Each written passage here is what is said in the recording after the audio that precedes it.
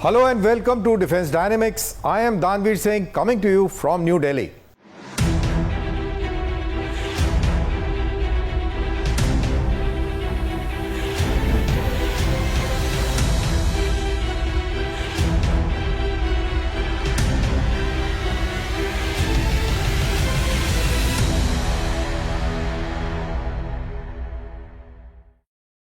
This week, we bring to you three stories that highlight India's smarter technologies, stronger industrial capabilities, and integrated military strategies. Our first story explores why heavy logistic drones are emerging as one of the most important force multipliers for the Indian Army. Next, we look at the Indian Navy's ambitious twin-engine deck-based fighter, or TEDBF as it is known, and how technologies from the AMCA program could transform India's aircraft carriers into AI-enabled combat platform. And finally, we analyze how the expanding BrahMos missile deployment arc is redefining India's maritime deterrence posture across the Indian Ocean. And in my take, we'll talk about India's yet another positive story, the Skyroot Aerospace's successful Vikram 1 launch.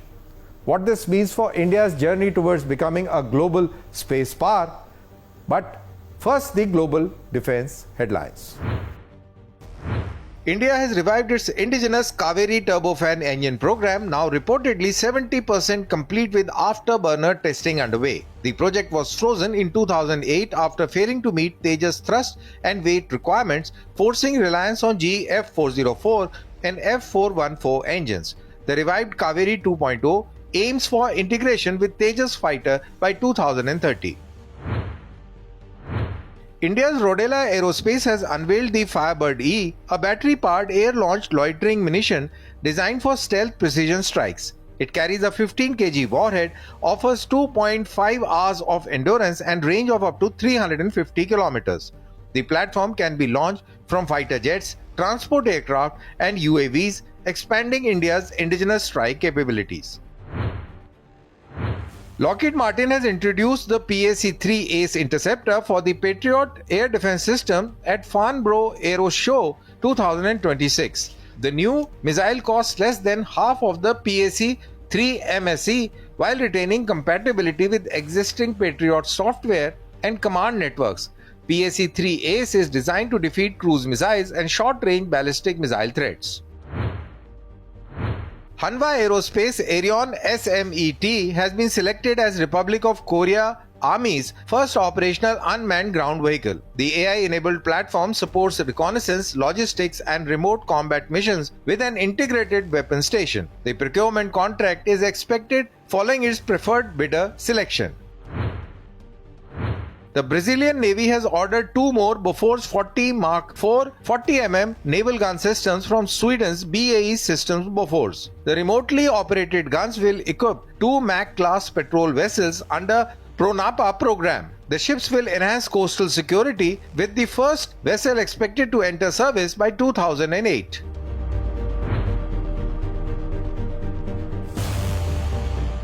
For years, discussions on military drones have largely focused on armed drones capable of striking targets and surveillance drones that provide real-time intelligence. But modern warfare has entered a new phase. Now, increasingly, military planners around the world are recognizing that one category of drones may prove to be just as decisive on the battlefield, and they are the heavy logistics drones. The Indian Army is now moving towards integrating heavy lift logistic drones capable of carrying ammunition, food, fuel, engineering equipment, medical supplies and other critical stores directly to the troops deployed in some of the world's most inhospitable terrain. The question is, can a logistic drone really be as important as an armed drone?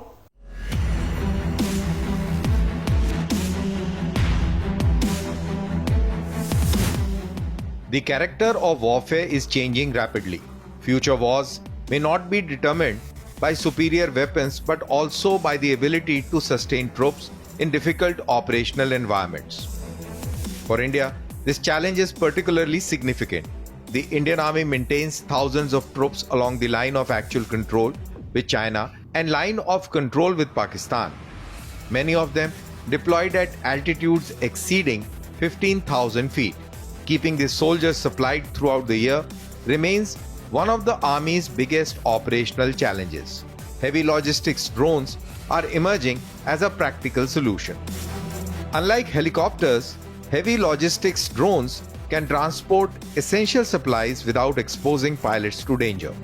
The drones can deliver ammunition, rations, fuel, batteries, communication equipment, engineering stores, and even emergency medical supplies directly to remote forward posts.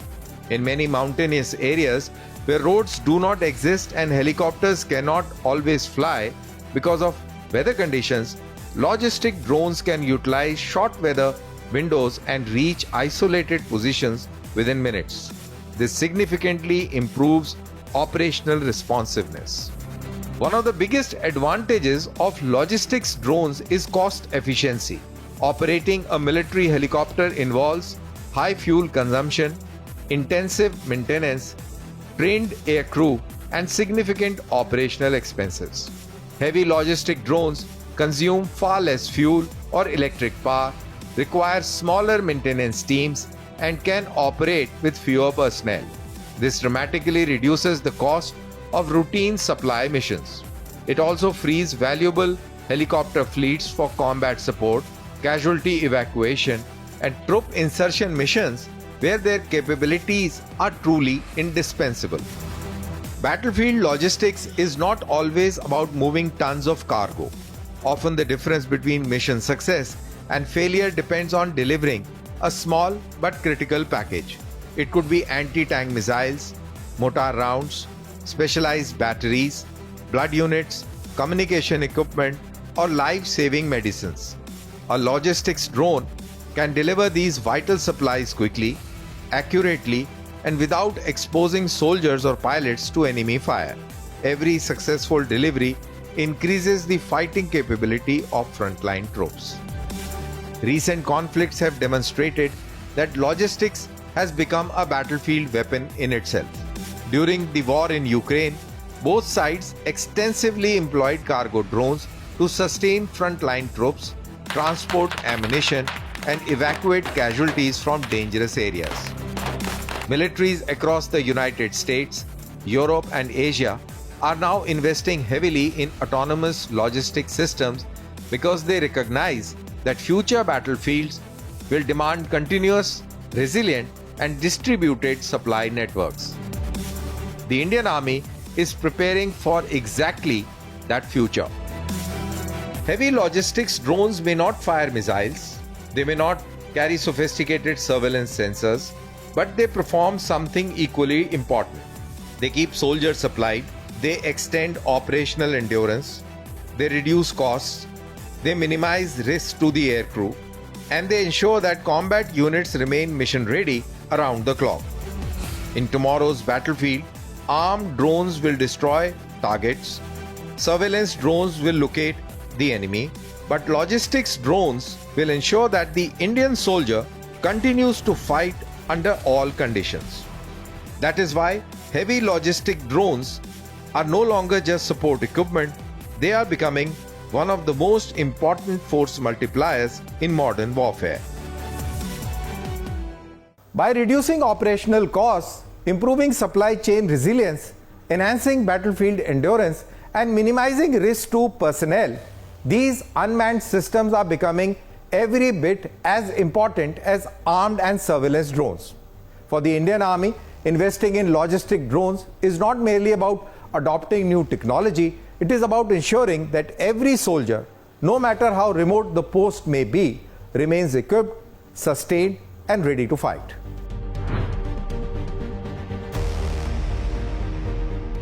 The future of naval aviation is no longer just about fighter aircraft.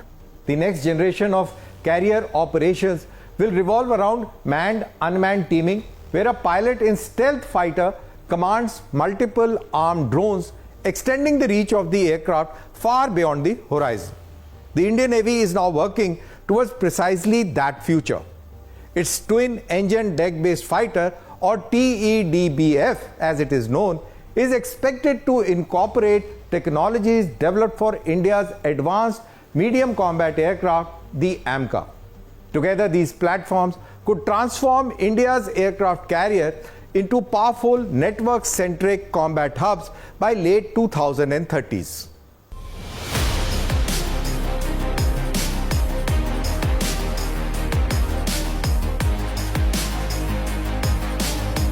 For decades, aircraft carriers have relied primarily on manned fighter aircrafts to establish air superiority, strike enemy targets, and defend naval task forces. But modern naval warfare is undergoing a profound transformation. Around the world, leading navies are integrating artificial intelligence, stealth technology, autonomous drones, and advanced networking into carrier operations. The objective is to allow a single pilot to control multiple unmanned systems, dramatically increasing the combat reach and survivability of carrier strike groups. The Indian Navy intends to be part of this transformation. At the heart of this vision is the Twin Engine Deck-Based Fighter, or TEDBF. Being designed by the Aeronautical Development Agency, the TEDBF will replace Navy's MiG-29K fleet in coming decades. While it is not intended to be a stealth aircraft like the AMCA, it will incorporate several technologies and subsystems derived from India's 5th generation fighter program. These include advanced avionics, sensor fusion, mission computers, electronic warfare system, cockpit architecture, and software-defined systems. Leveraging common technologies will not only reduce development time and cost, but will also simplify logistics, maintenance, and future upgrades across the Indian Armed Forces. The real revolution, however, is not the aircraft itself. It is what the aircraft will be capable of controlling in the skies over the ocean. The Indian Navy envisions the TEDBF as the command node of a networked air combat ecosystem. Rather than flying alone in contested airspace, the fighter could operate alongside autonomous loyal wingmen, drones carrying additional missiles, electronic warfare payloads, reconnaissance sensors, or precision-guided munitions. These unmanned systems would undertake the highest risk missions, penetrating enemies' air defenses, jamming radars, scouting targets, or acting as decoys. While the pilot aboard the TEDBF coordinates the mission from safer distance. This concept of manned-unmanned teaming is rapidly becoming the future of air combat worldwide. Operating from aircraft carriers presents unique challenges. Every kilogram of weight, every square meter of deck space, and every second of launch and recovery time matters. Autonomous drones can multiply the combat power of a carrier air wing without significantly increasing the number of pilots or air crew members. Future carrier-based drones could conduct intelligence, surveillance, and reconnaissance missions hundreds of kilometers ahead of the fleet, provide target information for long-range missiles, escort strike aircraft into hostile airspace, and even participate in anti-submarine or anti-ship warfare. By networking these unmanned platforms with TEDBF, the Indian Navy could significantly expand the operational envelope of its carrier battle groups. This transformation also aligns with India's broader drive towards defense indigenization. Several indigenous programs are already laying technological foundation for this future. India is developing artificial intelligence-enabled autonomous systems, advanced data links, secure communication networks, and collaborative combat technologies. Programs such as HAL's Combat Air Teaming System, or the CATS, DRDO's autonomous drone initiatives, and Navy's growing focus on network-centric warfare are expected to contribute to this evolving ecosystem. The goal is not merely to field a new fighter aircraft, but to create an integrated family of manned and unmanned platforms capable of operating seamlessly across the maritime battle space. If development timelines remain on track, the TEDBF is expected to enter service in the decade 2030, with progressively advanced capabilities added through spiral upgrades. By around 2038, the aircraft could evolve into the nerve center of a carrier-based combat network, capable of directing autonomous drones, sharing real-time battlefield data, and coordinating long-range precision strikes. Such a capability would significantly enhance the combat effectiveness of India's aircraft carriers in the Indian Ocean region and beyond, allowing them to operate with greater reach, resilience, and flexibility in increasingly contested maritime environments. The aircraft carrier of the future will no longer be defined only by number of fighter jets on its deck. Its true strength will lie in how effectively it integrates manned aircraft, autonomous drones, artificial intelligence, and secure combat networks into a single fighting system.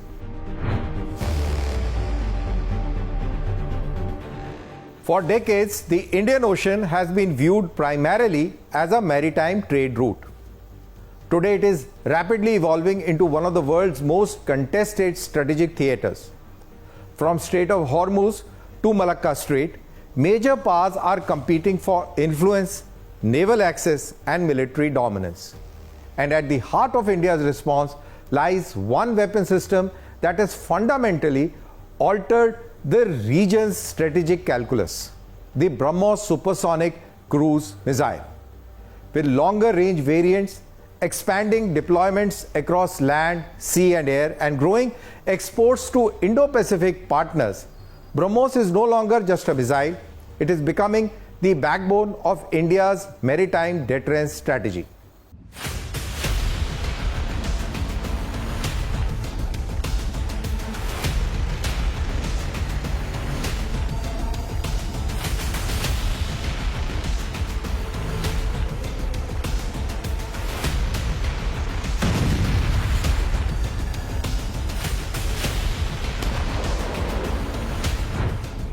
"25 years after its development began, BrahMos missile has evolved into one of the world's most capable supersonic precision strike weapons.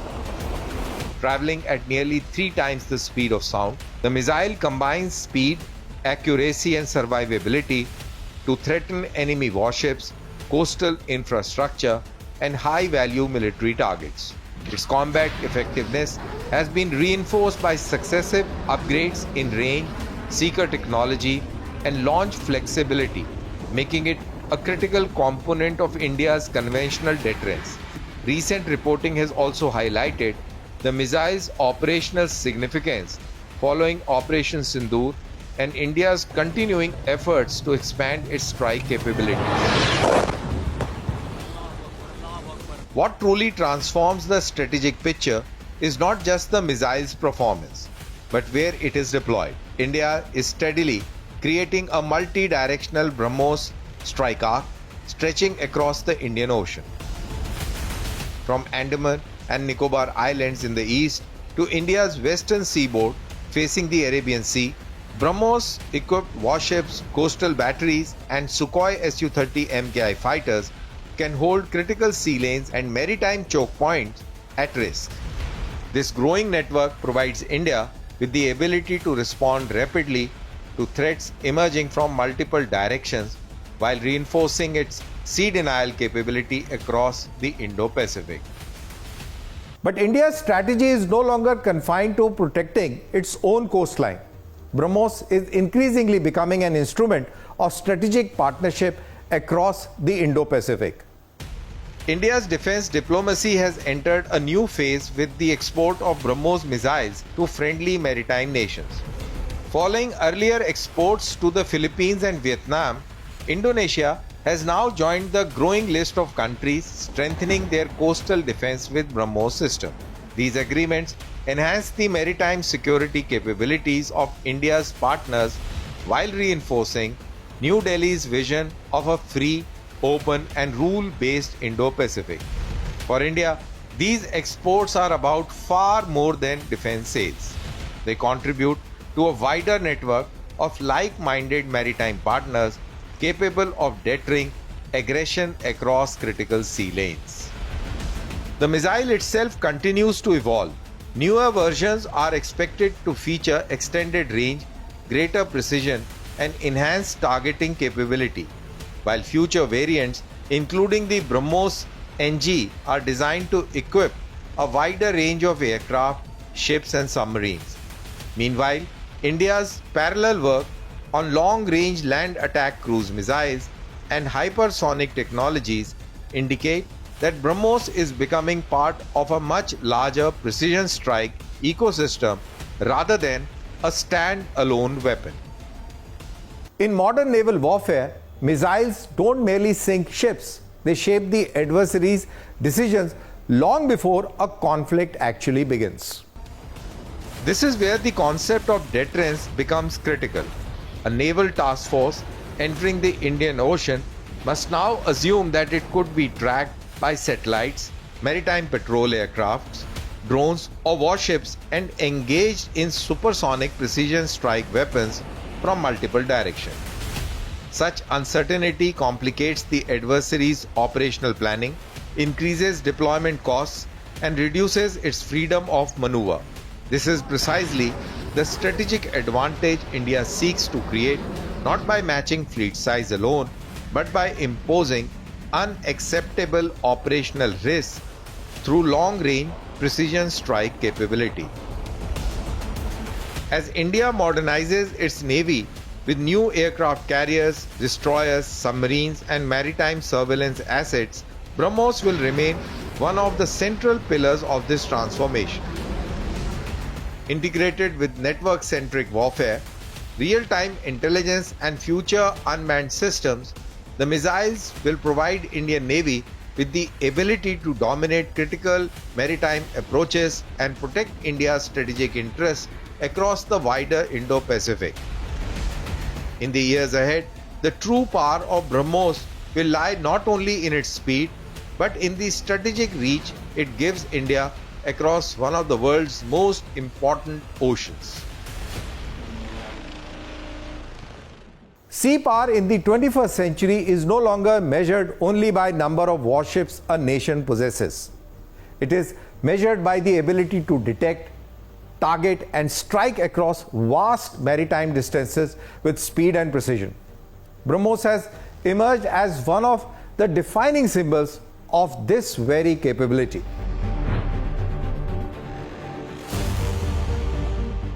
The successful launch of Skyroot Aerospace's Vikram-1 marks a defining moment in India's space journey. For the first time, an Indian private company has successfully developed and launched an orbital-class rocket, placing payloads into low Earth orbit.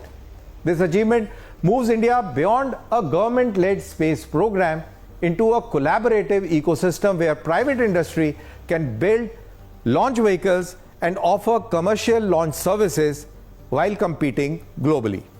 It also places India amongst a small group of nations which have demonstrated private launch capability, highlighting the maturity of countries' space ecosystem. Space technology today is about far more than launching satellites. It underpins communication, navigation, disaster management, precision agriculture, financial services, and national security. A vibrant private launch industry can reduce launch costs, increase launch frequency, and attract global customers looking for reliable access to space. It also creates highly skilled jobs, encourages innovation in advanced manufacturing, propulsion, and artificial intelligence, and also strengthens India's ambitions of becoming a major player in global space economy. Skyroot's success demonstrates that Indian startups can now build world-class strategic technologies, not just software products. The Vikram-1 mission proves that when government institutions and private enterprises work together, India can achieve breakthroughs that once seemed out of reach. ISRO laid the foundation over decades, while reforms of opening the space sector has enabled companies like Skyroot to innovate and take calculated risks.